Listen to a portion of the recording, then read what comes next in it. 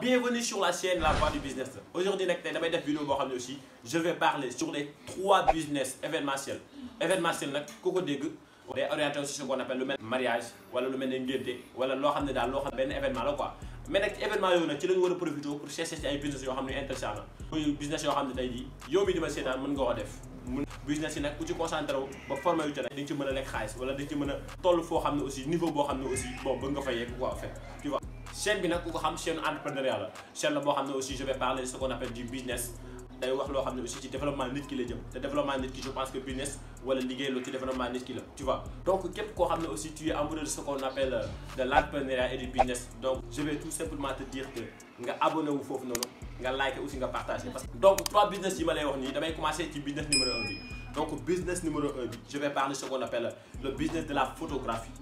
Mais aussi il faut que jënd benn ce qu'on appelle benn appareil photographe. Parce que vous savez de nos jours jamono ji on est en 2022 te ñëpp dañoo soxla aussi ay images yu leer te xool leen aussi mariage yi nu mu bëri fii xool leen aussi anniversaire yi nu mu bëri fii nii que ça soit mu nekk màggal gàmm wala tabaski wala ay mariage wala ay ngénte tu vois. nit ñi dañoo soxla tey jamono ji nii ay photos yu leer ay vidéos yu leer mais donc nag yow bu fekkee tu es passionné ce qu'on appelle de la photographie mën nga ko commencer tu vois à base de tes moyens quoi amal daal appareil photo quoi en fait boo xam ne aussi mën nga def ay photos yu leer tu vois mooy loolu en plus pour nga former wu va sur YouTube comment être un bon photographe quelles sont les astuces à faire des bonnes photos yu leer yooyu noonu tu vois da ngay dem nga gëstu nga former wu en plus pour nga commencer ce n'est pas diable créer ta page Facebook tu vois wala nga créer sa page Instagram bon tu peux commencer là-bas nga dugal photo yu rafet en plus di ko partager tu vois même bu fekkee ni nga mën a dem des célébrités wala des tiktokers yoo xam ne gars yi xam nañ leen nga dem proposer leen ce service nga dem photo leen ba pare di ko dugal aussi ñoom ñu koy partager waat là tu vas cartonner rapidement parce que aussi marché bi te en plus ñu koy def bëriwul. Donc si tu es passionné par la photographie n'hésite pas à y lancer parce que business la boo xam ne aussi je pense que dina gën a cartonner te day gën a cartonner monde bi dañuy gën a dem technologie yi gën a avancé nit ñi di gën a am ay téléphone sa business di gën a yokk. Je vous donne aussi des exemples yoo xam ne aussi ñoom dañuy def loo xam ne photographie la je vous donne l'exemple de ce qu'on appelle Eden Production ku ko xam aussi moom day yëngu ci loo xam ne aussi wàllum événementiel lay doon ay photographe la te en plus ñu bëri xam nañ ko te aussi ñu bëri dañ koy woo aussi pour mu leen jël ay photos yi. am na koo xam ne aussi Mag Vision la tudd moom aussi day def ay photographe yoo xam ne photographe yu leer la en plus soo demee Instagram da leen fa gis wala Facebook via Facebook da ngeen gis ay photos yu ñuy dugal en plus ñu bëri dañ leen di solliciter di leen woo ci ay événements yu mel ne mariage wala baptême wala ay gàmm wala ay tabaski te en plus photo boo jël daf la lay fay imagine toi tey jii bu fekkee da ngay am 10 clients par jour là je pense que chiffre d'affaires bi di nga lekk ay 500 000 francs wala 700 000 francs ba 800 000 francs par mois tu vois parce que soo demee ba cartonné nit da lay woo fu ne parce que Sénégal tey jii je pense que aussi le marché est très vaste te nit te en plus bul fàtte 3 réseaux sociaux yi ma lay wax nii Facebook Instagram TikTok soo fa demee nga cartonné fa dina gaaw yomb quoi day def ay photographe nit ñi xam la nga bàyyi sa contact après là mu sa business su commencé marché rek di nga commencé lekk xaalis. Le business numéro 2 moom mooy la décoration intérieure des événements lan mooy décoration intérieure parce que tey jii da ngay jéem a dem di décorer ce qu'on appelle les événements que ça soit religieux que ça soit événement anniversaire que ça soit des mariages que ça soit aussi des baptêmes tu vois. tey jii da ngay proposer ces services ñoo xam ne aussi ay borom xew lañ tey jii bu fekkee am nañ confiance yow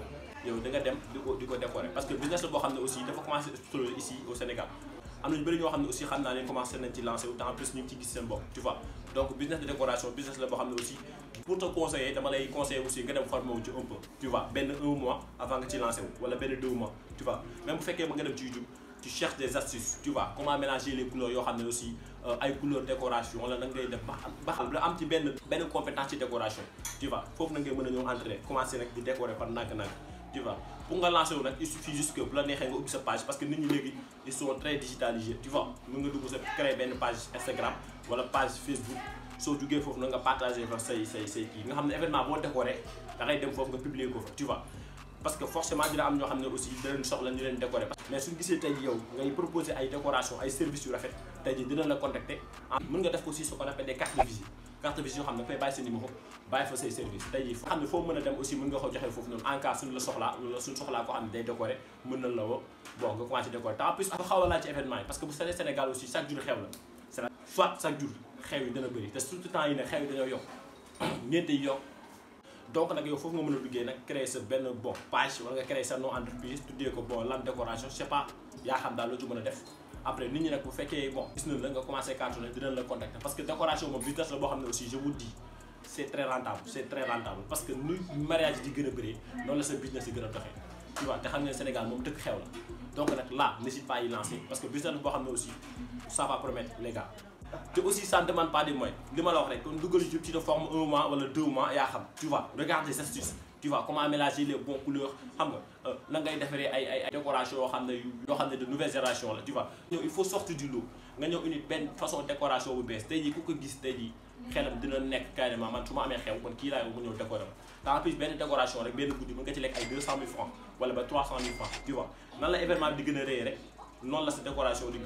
gën a doxee tu vois. surtout sooy commencé li ma la wax rek jaaral ci réseaux sociaux yi parce que réseaux sociaux yi rek moom moo la mën a taal aussi sa business tu vois à travers ce qu'on appelle surtout TikTok. parce que nit ñi moom suñu gisee lu rafet dañuy like en plus dañuy partager tu vois ubbil sa page TikTok ubbil sa page Instagram ubbil aussi sa page Facebook tu vois nga def ci sa tur en plus boo mën a décorer décoration boo mën a am nga dugal ko fa tu vois nga bàyyi fa sa numéro aussi nit ki su duggee aussi gis sa service bu rafet na ça lui intéresse elle va automatiquement t'appeler. Donc comme nous avons dit, business rentable et n'hésite pas à y lancer. Business numéro 3, je vais parler de ce qu'on appelle du business de traiteur. Le mot traiteur, le mot ñoo nga xam ne ñooy dem di xew yi di leen toggal xam nga di gérer seen togg di gérer seen lekk di gérer aussi ce qu'on appelle seen jus wala leneen tu vois. Donc là, qu'est-ce que tu vas faire? Bu fekkee yow tu es engagé à faire ce business là. wala bu fekkee aussi tu n'es pas compétent en matière de ce qu'on appelle de la restauration yow tey jii mën nga am sa benn équipe mën nga collaborer ak ñoo xam ne ay restauranciers donc toi qu'est-ce que tu vas faire tu vas chercher ce qu'on appelle le marché da ngay dem ñoo xam ne aussi dañoo soxla ce qu'on appelle ñu leen gérer seen événement côté togg waa côté naan yow qu'est-ce que tu vas faire c'est quoi tu vas récupérer ton argent mais yow nag yaa xam lan ngay fay ñoo xam ne aussi sa restauration yooyu ñoom lay toggal léegi c'est parce que Sénégal aussi xam ngeen ne aussi xew yu bëri na te ñu bëri aussi soxla nañ ñoo xam ne aussi bon dañuy gérer seen togg parce que xam nga comme ni ma ko waxee rek xam ngeen léegi xew yi gars yi ñii dañ naan lekkuñu ñii naan bon lekk yi dafa manqué wala ñii naan lekk yi yóbbu nañ ko am na nag moo tax léegi ñu bëri sawaruñ ci loolu noonu léegi ñu bëri dañuy sawar ci loo xam ne mooy recruter benn équipe boo xam ne équipe de traiteur la ñoom ñooy gérer ñoom ñooy fexe ba ñëpp lekk posture ñëpp naan ba màndi moo tax nag foofu la gis na ci gën a intéressant we donc yow même si tu n'es pas compétent en matière de restauration tu peux recruter ce qu'on appelle des restaurateurs ñoo xam ne aussi aay nañ ci togg aay nañ ci wàllum jus aay nañ ci yooyu noonu yow lan ngay dem nag yow da ngay dem boo xam ne dañuy fay la benn xaalis bu mat yow nag yaa xam lan ngay jox sa équipe en plus yow nag après nga jël sa pourcentage noonu kese la mais bu fekkee yow da nga bëgg a lancer wu ci affaire bi nag yow nga xam ne da ngay toog say propre recette yow mën nga def ce qu'on appelle la formation nga dem formation restauration ba am ci ay xam-xam tu vois soo ñëwee nag mën nga exploiter sa business par toi-même bu fekkee nag tu n'es pas compétent en cela recrute des gens yoo xam ne aussi mën nañ togg wala mën nañ def la nga créer sa propre équipe yow tu gagnes des marchés en plus n'oubliez surtout pas comme je vous l'avais dit de créer des pages Instagram de créer des comptes TikTok de créer des comptes Facebook tu vois parce que foofu rek la mën a gisee pour ce business exploser donc nag n'hésite pas tu vois surtout les réseaux sociaux je vous le dis encore et encore utiliser les réseaux sociaux parce que les réseaux sociaux sont très importants sur ça réseaux sociaux du communiquer réseaux sociaux du dem rek di xeex ay amul sens la réseaux sociaux aussi am na ñu bëri ñoo xam ne aussi ñu ngi ciy liggéey donc utilisez ça pour faire exploser votre business ok. Donc les gars on est sur la fin de la vidéo bi jeex na et donc de vous dire juste de n'oubliez pas aussi ngeen abonné wu en plus ngeen like en plus ngeen partager parce que ci la communauté bi di gën a yaatu en plus pour chaîne bi aussi gën a mën a jëm kanam et de vous dire aussi bye à la prochaine.